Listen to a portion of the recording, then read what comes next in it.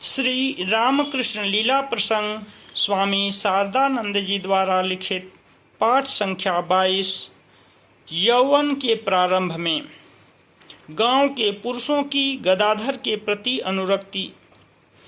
इस प्रकार केवल रमणियों के साथ मिलकर ही गदाधर शांत नहीं था, किंतु उसकी व्यापक उद्भावनी शक्ति तथा सबके साथ प्रेम पूर्ण आचरण से गांव के छोटे बड़े सभी के साथ उसका परिचय हुआ था। प्रतिदिन सायंकाल गांव के वृद्ध तथा युवक वृंद जिन स्थानों में एकत्रित हो श्रीमद्भागवतादि पुराणों की कथा अथवा संगीत संकीर्तन आदि का आनंद लेते थे, उन सभी स्थानों में उसका आना जाना रहता था। बालक उन स्थलों में जहाँ जिस दिन उपस्थित होता था, वहाँ उस दिन आनंद की लहर दौड़ जाती थी। उसके सदृश कथा बाँचने तथा धर्म ग्रंथों की भक्तिपूर्ण व्याख्या करने में और कोई भी समर्थ नहीं था। संकीर्तन के समय उसके जैसी भावोन्मत्तता, उसकी भांति नवीन नवीन भावपूर्ण पदों की योजना करने की क्षमता एवं उसके सदृश मधुर कंठ तथा रमणीय नृत्य और किसी के लिए संभव नहीं था।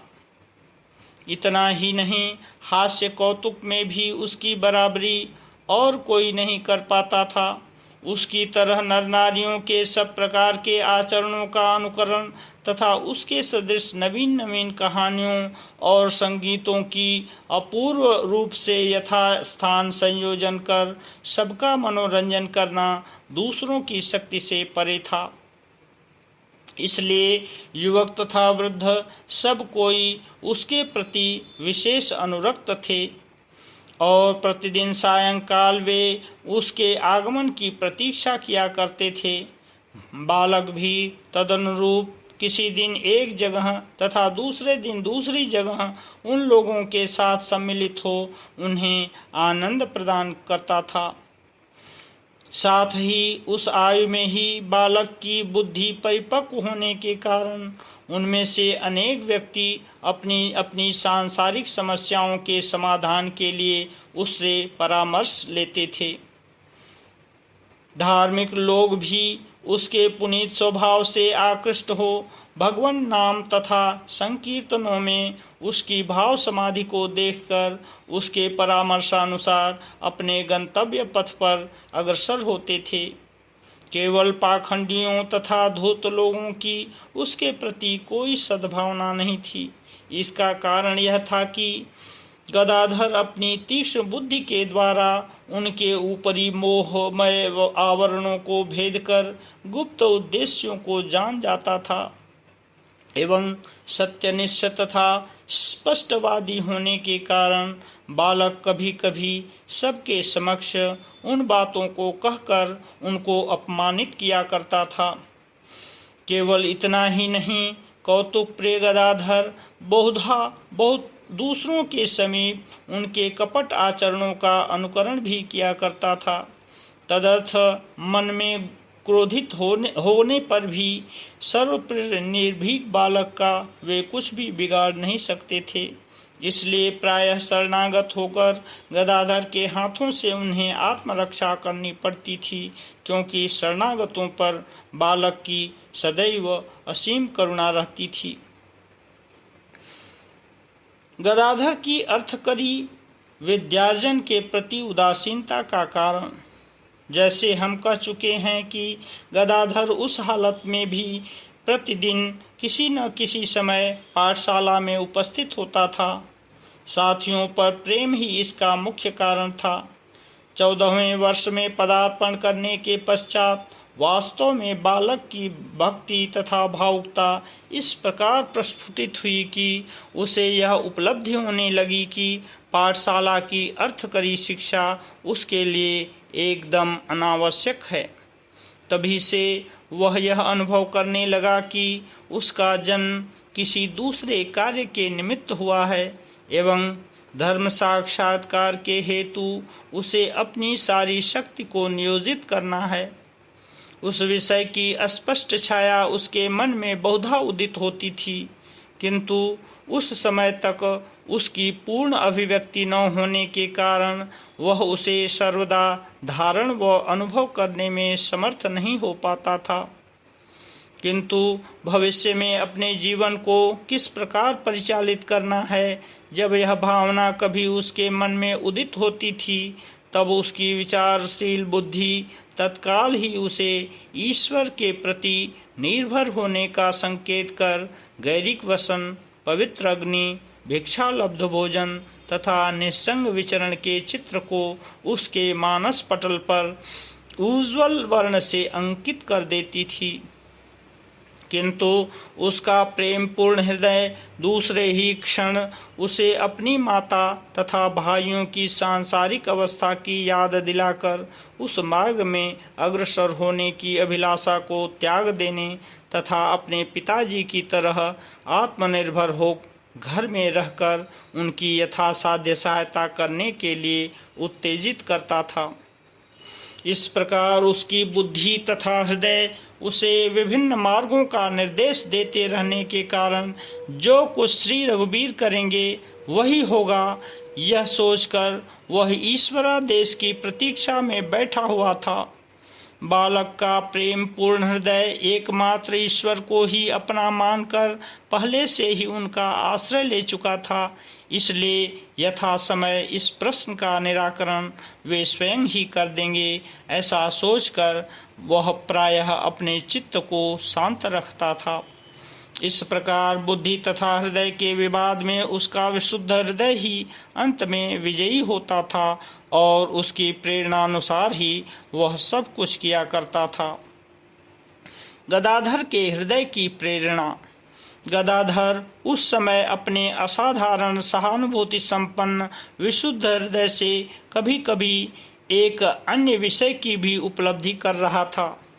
पुराण पाठ तथा संकीर्तन आदि के सहारे गांव के नर नारियों के साथ पहले से ही घनिष्ठ रूप से संबद्ध होने के कारण उन लोगों को वह इतना अपना बना चुका था कि उनके जीवन के सुख दुख आदि को संपूर्ण रूप से वह अपना ही समझने लगा था।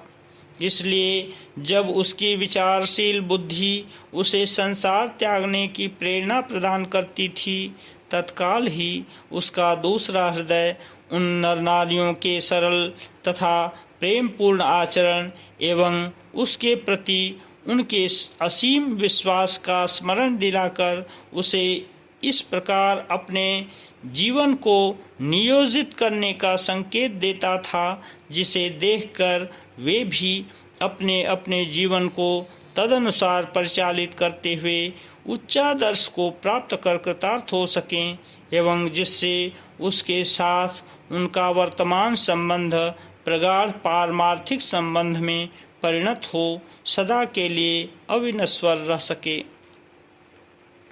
इसलिए बालक का स्वार्थगंध रहित हृदय इस विषय का स्पष्ट आभास प्रदान कर उससे वह कह उठता था, अपने लिए संसार को त्यागना यह तो स्वार्थपरता है। ऐसा कोई आचरण करो जिससे ये सभी लोग उपकृत हों। गदाधर का पाठशाला परित्याग तथा समवयस्कों के साथ अभिनय।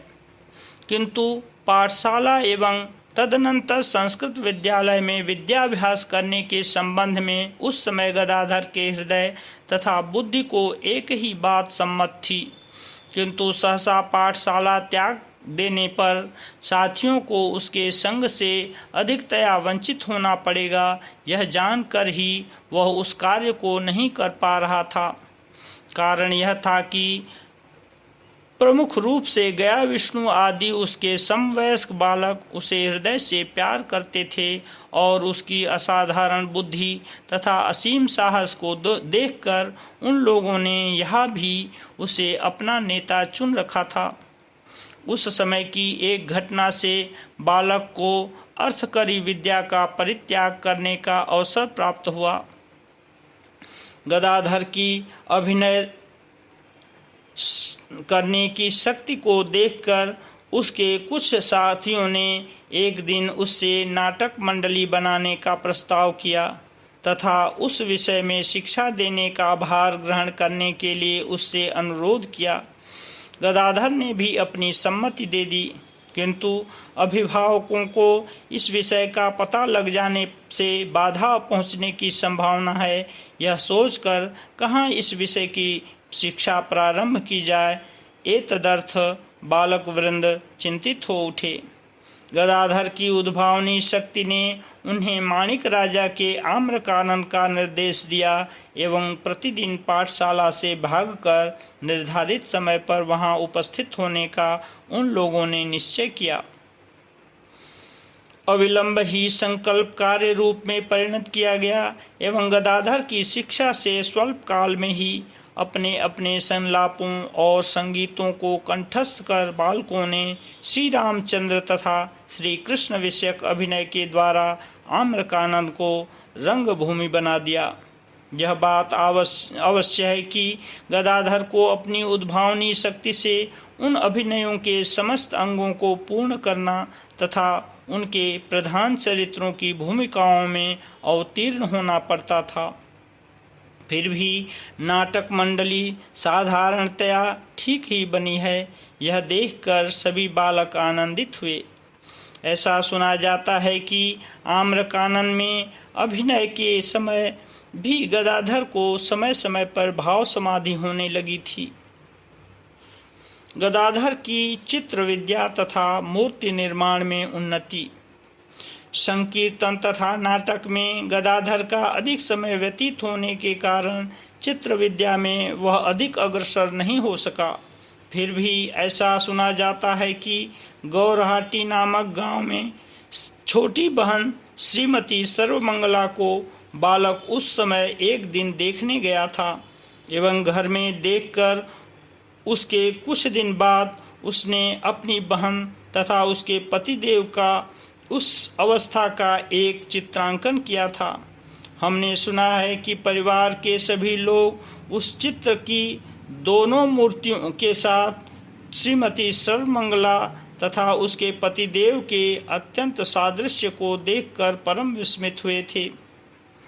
देव देवियों की मूर्ति निर्माण करने में गदाधर विशेष दक्ष हो गया था तथा उसका धार्मिक स्वभाव उन मूर्तियों के निर्माण कर अपने साथियों को लेकर उनका यथाविधि पूजन करने के निमित्त बहुधा उसे प्रेरित करता था। अस्तु पाठशाला छोड़ने के उपरांत अपने हृदय की प्रेरणानुसार गदाधर पूर्वोक्त कार्यों में संलग्न रहकर घर के कार्यों में चंद्रा देवी की सहायता करता हुआ समय बिताने लगा। मातृहीन शिशु अक्षय भी उसके हृदय पर अपना अधिकार जमाकर प्रायः उसको अपने समीप आबद्ध कर रखता था।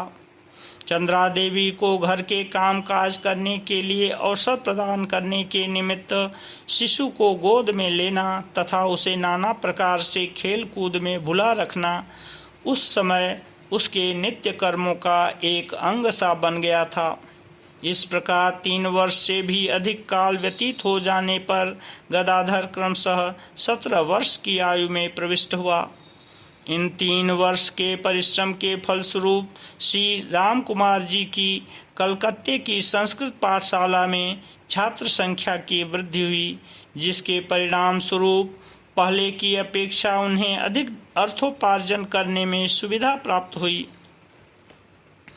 गदाधर के बारे में राम कुमार जी की चिंता तथा उसे कलकत्ता लाना।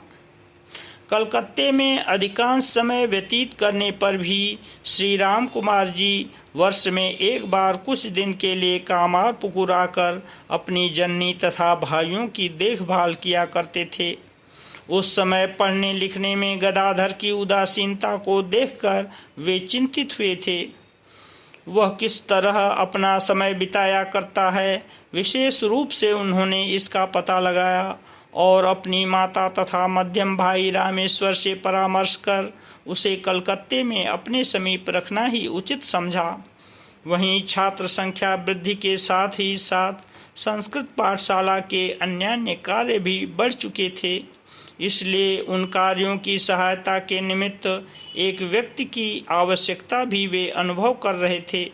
अतः यह निश्चित हुआ कि गदाधर कलकत्ते में रहकर उन विषयों में कुछ कुछ सहायता प्रदान करेगा तथा अन्य छात्रों की तरह उनसे पढ़ता भी रहेगा।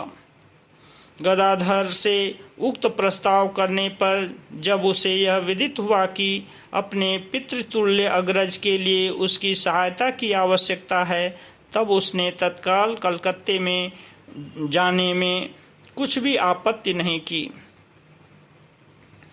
अतः शुभ दिन तथा शुभ मुहूर्त में श्री राम कुमार जी तथा गदाधर श्री रघुवीर को प्रणाम कर चंद्रा देवी के चरण रज को मस्तक पर धारण कर कलकत्ते के लिए रवाना हुए। कामार पुकुर में जो आनंद का स्रोत बह रहा था वह कुछ दिन के लिए आबद्ध सा हो गया। श्रीमती चंद्रा देवी तथा गदाधर के प्रति अनुरक्त अन्यान्य नर नारी उसकी मधुर स्मृति तथा उसकी उन्नति के चिंतन में निमग्न रहकर किसी प्रकार समय बिताने लगे। कलकत्ता आने के पश्चात श्री गदाधर ने जो अलौकिक आचरण किए थे उनका विवरण पाठक श्री रामकृष्ण लीला प्रसंग के साधक भाव नामक ग्रंथ में लिपिबद्ध देख पाएंगे। श्री रामकृष्ण लीला प्रसंग का पूर्व वृत्तांत तथा बाल्य जीवन पर्व संपूर्ण हुआ। ओम शांति शांति शांति।